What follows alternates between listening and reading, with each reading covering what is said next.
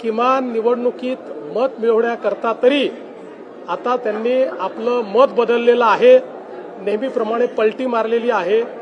पण ही जी मारलेली पलटी आहे ती सुखावं आहे, त्यामुळे त्याच्यात त्यांनी तसंच राहावं. उद्या पुन्हा त्याच्यात बदलू नये.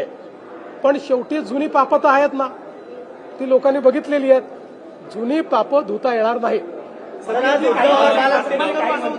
खास करून नितेश राणे किंवा असे मंत्री हिंदुत्ववादीकडे सगळी भूमिका घेऊन कुठेतरी ह्या सगळ्यांना पोलराईज करतायत आणि यामुळेच भाजपला फायदा होईल असं देखील एकत्रित सुरू त्यांनी सांगितलं. असं आहे, मुंबई आणि महाराष्ट्र हा हिंदुत्ववादीच आहे.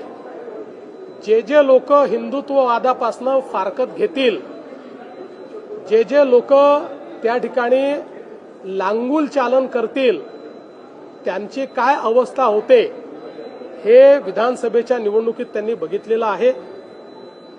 आम्ही हिंदुत्ववादी होतो आणि आहोत. आम्ही संकुचित नाही आहोत. आमचा हिंदुत्ववाद हा केवळ पूजा पद्धतीवर आधारित हिंदुत्ववाद नाही आहे, तो भारतीय जीवन पद्धतीवर आधारित आमचा हिंदुत्ववाद आहे. या भारतीय जीवन पद्धतीला स्वीकारणारा, भारतीय समाजाची, हिंदू समाजाची जी मानकं आहेत त्यांना जो मानतो, प्रभू श्रीराम हे केवळ देव नाहीत, हे आमच्या संस्कृतीचं मानक आहे. त्यामुळे जर प्रभू श्रीरामांना कोणी मानत असेल तर त्याची जात धर्म आम्ही पाळणार नाही, त्याला आम्ही सोबत घेतलेला आहे. आमचं हिंदुत्व व्यापक आहे, पण आम्ही हिंदुत्व सोडणार नाही, सोडलं नाही.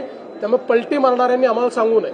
राज और उद्धव एक साथ आए हैं और ये कह रहे हैं कि बीएमसी में घोषणा होणार आहे कारण महाराष्ट्र आमची युती अंतिम टप्प्यात आहे.